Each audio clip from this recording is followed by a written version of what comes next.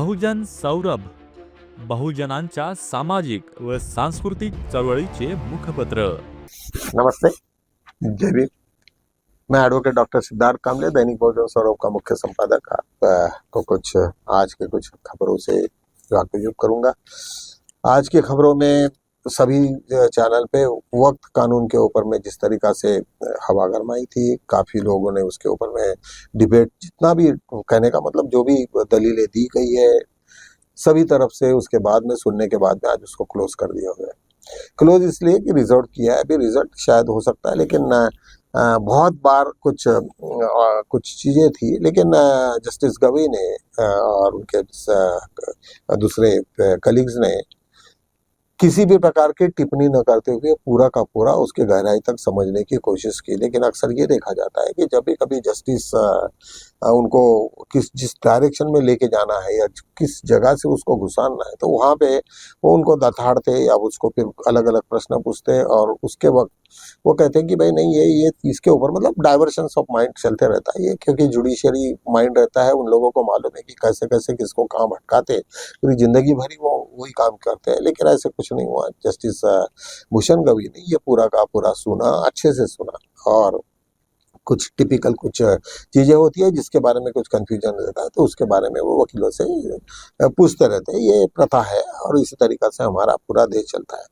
कहने का मतलब ये हुआ कि सभी होने के बाद में निश्चित रूप से कुछ ऐसी चीजें उनके ध्यान में आई है कि जिसमें जो वक्फ बोर्ड में सभी को तकलीफ होने वाली है। उन्होंने कहा कि और कंपैरेटिवली स्टेटमेंट बड़ा इंपॉर्टेंट रहा कि मंदिरों के बीच में क्या होता है और आज मदरसा में ये इसमें वक्फ बोर्ड में जो मुस्लिमों के जो ये है वक्फ की जमीनें हैं उसके में क्या होता है। इस प्रकार का संवाद चला तो निश्चित रूप से दोनों के बीच में काफी अंतर दिखा। जो भी लॉ बना वो लॉ उसके पैरेलल नहीं है, उसको सूट नहीं करता। तो शायद मुझे लगता है कि काफी लोगों में ऐसा उत्साह रहा कि जस्टिस गवई ये सही फैसला करेंगे और निश्चित रूप से वो वक्त के खिलाफ जाएगा। और यदि जब वो होता है तो पूरा का पूरा बीजेपी ने इतनी मेहनत की उसके लिए, इतना सारा जुड़वा जो जमाया है, वो सब का सब नष्ट हो जाएगा। सुप्रीम कोर्ट में ये ताकत है करके डॉक्टर बाबा साहब अम्बेडकर ने ये कहा था कि 142 ये ऐसा ये एक आर्टिकल है कि जिसमें तहत हम तुम्हें एब्सोल्यूट उसका ये कर सकते हैं, उसका पूरा रिव्यू कर सकते हैं।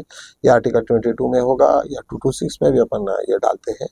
तो रिव्यू निश्चित रूप से उसका रिव्यू जुडिशियल रिव्यू होता है। इसको कहते हैं कि कॉन्स्टिट्यूशन के बीच में फ्रेमवर्क में जो भी कानून बना वो है या नहीं, वो देखने का काम ये जुडिशरी का है करके हमारे यहाँ पे जुडिशरी को हमने बड़ा इंपॉर्टेंट रखा है।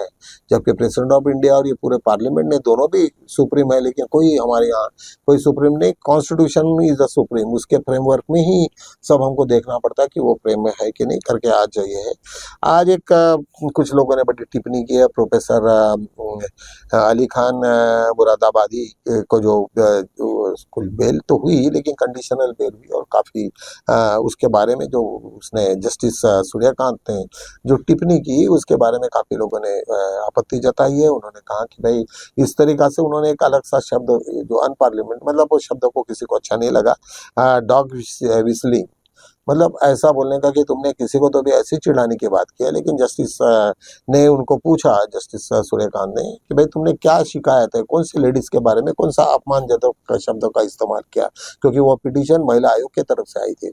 तो उन्होंने वो बता नहीं पाए कि कौन सा शब्द है क्या है, और ऐसे वक्त उसकी पिटीशन मंजूर भी नहीं हुई। मतलब उसको सिर्फ केवल बेल हुई, लेकिन दूसरा कोई जज होता शायद भूषण गवई की तरफ आ जाते तो वही वो पूरी पिटीशन उसको डिसमिस हो गई रहती। लेकिन ऐसा नहीं हुआ, उसको वही रखे और उन्होंने एक एसआईटी बनाई। वहाँ के चीफ अपना वहाँ के आईपीएस अधिकारी ने 3 मिलके उसकी जांच करेंगे और जांच के होने के बाद में वो उसका अपना रिपोर्ट देंगे। इस टाइप का हुआ तो उसके बारे में काफी लोगों ने ये कहा कि ये जो नाराजगी है इस तरीका से उन्होंने नहीं करना चाहिए, कि जब मालूम है कि इतना लर्नेड प्रोफेसर, इतना बड़ा ये आदमी जिसके साथ में स्टूडेंट्स और पूरे के पूरा टीचर स्टाफ उनके साथ में था, कि ऐसा कुछ नहीं हुआ, उनके साथ में ऐसा गलत हुआ। और ये होने के बाद में जस्टिस को इतना बुरा मानने की कोई जरूरत नहीं थी। लेकिन काफी लोगों ने क्रिटिसाइज किया कि इस तरीका से, क्योंकि उनका कार्यकाल भूषण गवई के बाद में उन्हीं का है, शायद उनका कार्यकाल 1-1.5 साल का है। तो सभी लोगों को लगता है कि इस तरीका से यदि चला तो निश्चित रूप से कॉन्स्टिट्यूशन को में बहुत ज्यादा दिक्कतें आएगी। तो और एक मैटर जस्टिस भूषण गवई के सामने में आई है। एक ईडी का मामला था, एक चेन्नई का मामला है। वहाँ पे तो उन्होंने एक इंस्टीट्यूशंस का ही पूरा का पूरा ईडी ने उसमें छापा मारा, क्योंकि इंडिविजुअल पे नहीं मारा, एक इंस्टीट्यूशन। और इंस्टीट्यूशंस मतलब हमारे देश की जो संविधान है, संविधान एक बहुत अलग टाइप का हमारा बना है कि स्टेट को अलग पावर दिए है और सेंट्रल को अलग पावर दिए है, और वो अपने पावर में ही अपने अपने अपने तो रमखाने या अपने आप को वो अपने संयुक्त रूप से वो काम करते रहते हैं। सेंट्रल का केवल हमारा राज्यपाल वहां जाता है, उसके बाद में उसका कोई रोल नहीं रहता, लेकिन स्टेट को अपने हिसाब से अपने पावर बनाने का, अपने कायदे बनाने का पूरा अधिकार होता है।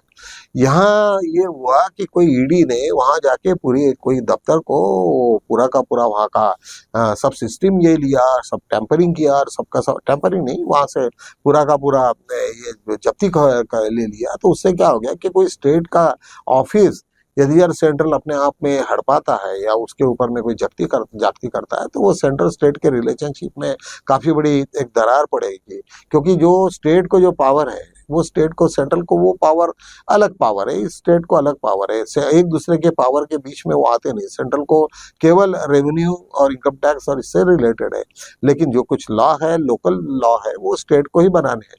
तो ऐसे वक्त जब ईडी को काफी फटकार पड़ी, उन्होंने कहा कि भाई आप एक इंस्टीट्यूशनल को ही जब कब्जा करोगे तो निश्चित रूप से वो इंस्टीट्यूशन तो पूरा दिल्ली के विरोध में जाएगा, और जब दिल्ली और स्टेट और सेंट्रल के जो रिलेशनशिप्स है वो संविधान में बड़े बैलेंस रखे गए, और ये बैलेंस रिलेशन यदि जब नहीं रहे तो निश्चित रूप से इसका परिणाम आगे आने वाले दिनों में होगा। वो स्टेट वाले सेंट्रल से नहीं सुनेंगे, सेंट्रल वाले स्टेट से नहीं सुनेगा, तो ये देश का जो पूरा ढांचा जो बना हुआ है वो सब खत्म हो जाएगा। तो ये कम से कम स्टेट वर्सेस सेंट्रल के जो भी कुछ वैसे है वैसे नहीं होना चाहिए करके काफी उन्होंने फटकार लगाई। और बाद में पता चला कि इसी तरीका से वो कोई यूनिट को उन्होंने जिस तरीका से वो ईडी का छापा रहा वो बड़ा ये रहा। तो फटकार लगाने के बाद में कुछ ना कुछ तो भी थोड़ा सा फर्क पड़ेगा। एक वैसे ही एक स्टील अथॉरिटी ऑफ इंडिया का एक मैटर भी आज कोर्ट के सामने में आया। वो वहां पे नहीं, एक वायर के इसमें जो आया वो बहुत बड़ा घपला था, जो बीजेपी को उन्होंने 30 करोड़ का चंदा दिया। तो उन्होंने मिल के स्टील अथॉरिटी ऑफ इंडिया और एक कंपनी दोनों ने मिल के एक उसका नाम है उन्होंने दोनों ने मिलके वो काफी बड़ा ये पैसा लिया है, और पैसा लेने के बाद में उसका जो पूरा का पूरा चिट्टा लिट्टा है वो सब पूरा वायर में आ जाया है। दूसरी एक जस्टिस रमन्ना करके एमपी से, वो कोई रिटायर्ड हो गए, उन्होंने कहा कि भाई मैं जस्टिस चंद्रचूड़ ने मेरी एक बात नहीं सुनी। वो एक आदमी की, जब मेरी मिसेज बहुत ही साइकोलॉजिकली बहुत प्रॉब्लम था, उसको हॉस्पिटलाइज थी, और ऐसे वक्त मैंने विनती की उसको कि भाई मेरा ट्रांसफर करो, ऐसे वक्त उन्होंने सुना नहीं। भरे उसने इसमें जब विदाई का उनका समारोह था, उन्होंने कहा बड़े आपत्तिजनक है, कई वीडियोज उसके ऊपर में आए कि भाई नहीं, कम से कम इन्होंने ऐसा नहीं करना चाहिए। तो इस टाइप का ये हुआ। एक दूसरा एक मसला एक ये आया कि एक इलाहाबाद में एक मैटर था, कोई कैदी अंदर में है, उसमें 27 बार उसकी अर्जी लगाई थी, लेकिन हाई कोर्ट ने उसको रिजेक्ट किया। वो मैटर फिर दोबारा जस्टिस गवई के सामने में आया। जस्टिस गवई को बहुत बुरा लगा कि ये सब कैसे हो रहा है, ये सब, और ये ऐसा क्यों हो रहा कि पर्टिकुलर माइनॉरिटी कम्युनिटी हो या ऐसे पर्टिकुलर लोगों को बहुत टारगेट किया जा रहा है। ये सब सिचुएशन देखने के बाद में निश्चित रूप से मुझे एक आज यार बुद्ध का एक छोटा सा एक एपिसोड याद आया। जब सिद्धार्थ गौतम जब बुद्ध बने, और बुद्ध होने के बाद में फिर कपिल विस्तु उनको बुलाया गया, तो राजा शुद्धोधन के महल में सब पूरा का पूरा विस्तार से सभी लोग मंत्रीगण बैठे थे। वहां पे तथागत ने अपने विचार किया। तो सबसे पहले प्रश्न उनको किया गया था कि भाई राजा कैसे होना चाहिए, और राजा का परिवार क्या है, और राजा मतलब उसका क्या उद्देश्य होना चाहिए। तो सबसे पहला प्रश्न उन्होंने किया कि राजा ये भाव नहीं होना चाहिए, और राजा बनने की कोई उम्मीद भी नहीं करना चाहिए जब तक कि वो सभी प्रजा को अपने बच्चों के जैसा वो पालेंगे, अपने करीबी, अपने जब रिश्तेदारों के साथ में हम जिस तरीका से पेश होते हैं, अपने बच्चों के साथ में पेश हो जाते हैं, उसी तरीका से जब तक हम उसके साथ में नहीं मिलेंगे तो वो राजा किसी काम का नहीं। आज हमारे यहाँ वो सुबह से शाम तक बीजेपी और आरएसएस हिंदू मुस्लिम का पूरा ये करते रहते, किसी के बारे में नफरत, इतनी ज्यादा नफरत फैलाई कि आज भी हमारे देश में मुस्लिम दिखा के उनकी उसके बारे में देखने का जो रवैया है वो पूरा का पूरा बदल जाता है। तो ऐसे ये सिचुएशन में आज भी जो सिंदूर जो हमारा इतना बड़ा ऑपरेशन हुआ, मुझे नहीं लगता है कि उसके बारे में कितना है, जबकि बुद्धा तो हर वक्त युद्ध के विरुद्ध ही थे, जो भी बातें हैं आपस में समझानी थी। और ये थी युद्ध विराम करने की स्थिति जब थी, इनका इंटेलिजेंस यदि जब था तो युद्ध की शुरुआत ही नहीं करना था, क्योंकि युद्ध जब हो गया तब कम से कम पहले ही सब लोगों को सिग्नल्स रहते हैं कि हमने पास में कितना सामान है, क्या है, आज हमारी चाइना की क्या हमारे हमको कितना सपोर्ट करेंगे, कितना हमारा नुकसान करेंगे, पाकिस्तान और चाइना के रिलेशंस क्या है।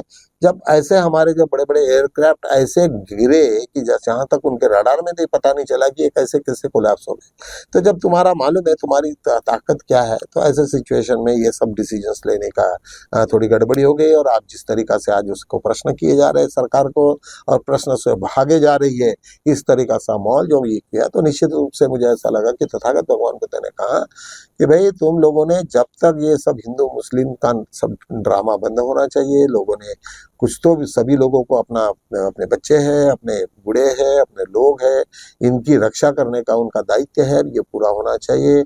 इसी तरीका से यदि जब चला तो निश्चित रूप से इस देश में शायद आने वाले दिनों में कोई अच्छे भी दिन आ सकते हैं। लेकिन अभी तक तो 10 साल में तो मोदी के बारे में काफी लोगों ने पंतप्रधान के बारे में थोड़ा सा नाराजगी व्यक्त की है, निश्चित होना भी चाहिए। इन्हीं शब्दों के साथ में मैं यहाँ विराम लेता हूँ। नमस्ते, हम मिलेंगे कल।